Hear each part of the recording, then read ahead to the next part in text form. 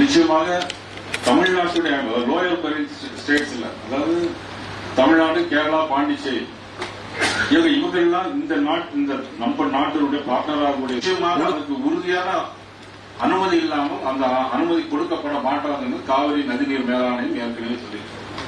இதை தவிர இன்னைக்கு அரசியல் செஞ்சுட்டு இருக்கிறாங்க.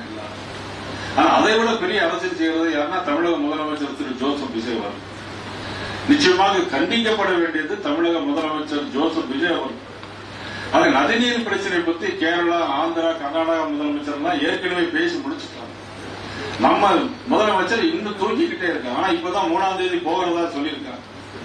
ஆனா பாரதிய ஜனதா கட்சியின் சார்பாக தீர்மானத்தில் கேட்டுக்கொள்வது, நாங்கள் பகிரங்கமாக தமிழ் தண்ணீர் தரம் இருக்கும் கர்நாடக அரசை, அதை ஏன் என்று கேட்காத தமிழக அரசையும் நாங்கள் வன்மையாக கண்டிக்கிறோம் என்ற தீர்மானத்தை நாங்கள் முன்வைக்கிறோம்.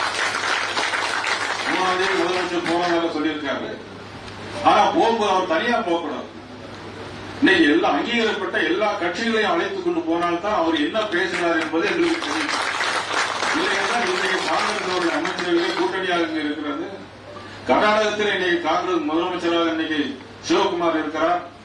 சிவகுமார் அழைத்து இவர் போகிறார் என்று சொன்னால் நட்பு ரீதியாக போகிறார்களா, நாட்டின் நன்மை கருதி போகிறார்கள் என்பது எங்களுக்கு தெரியாது. இவர் என்ன பேசுவார் என்பது எங்களுக்கு தெரியாது. அதனால நிச்சயமாக நாங்கள் தமிழக முதலமைச்சரை, தமிழக பாரதிய ஜனதா கட்சியின் சார்பாக நாங்கள் கேட்டுக்கொள்வது, நீங்கள் கண்டிப்பாக அங்கீகரிக்கப்பட்ட அனைத்து கட்சிகளையும் கராமத்து கூட்டி செல்ல வேண்டும். இல்லை என்றால் சொந்த விஷயமாக போகிறார்கள் என்பதுதான் நாங்கள் கருத முடியும். நாட்டிற்கு நீங்கள் செய்து தரக்கூடிய செய்தியாக அது இருக்கும் என்பதை நாம் வன்மையாக கண்டிக்கிறோம். ஜூன் 12ஆம் தேதி இன்னைக்கு அணை மேட்டூர் அணை திறக்கவில்லை. ஜூன் மாதம் காவிரி நதியின் மேலாயத்தினுடைய திட்டப்படி 174 டிஎம்சி தண்ணீரில் அவர்கள் 9 டிஎம்சி தண்ணீர் ஜூன் மாதம் தந்திருக்க வேண்டும்.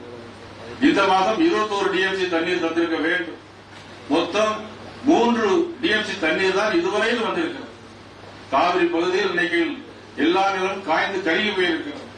பொதுச்செயலாளர் கருப்பு முருகானந்த் அவர்கள் ஆர்ப்பாட்டத்திற்கு, ஊர்வலத்திற்கு ஏற்பாடு செய்திருக்கிறார்கள்.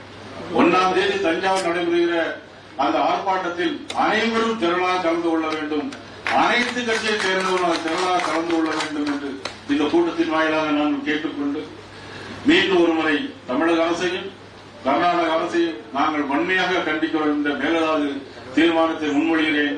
அனைவரும் அதை வழிமொழிமாறு அன்போடு கேட்டு மீண்டும் நாம் சந்திப்போம். நன்றி, வணக்கம்.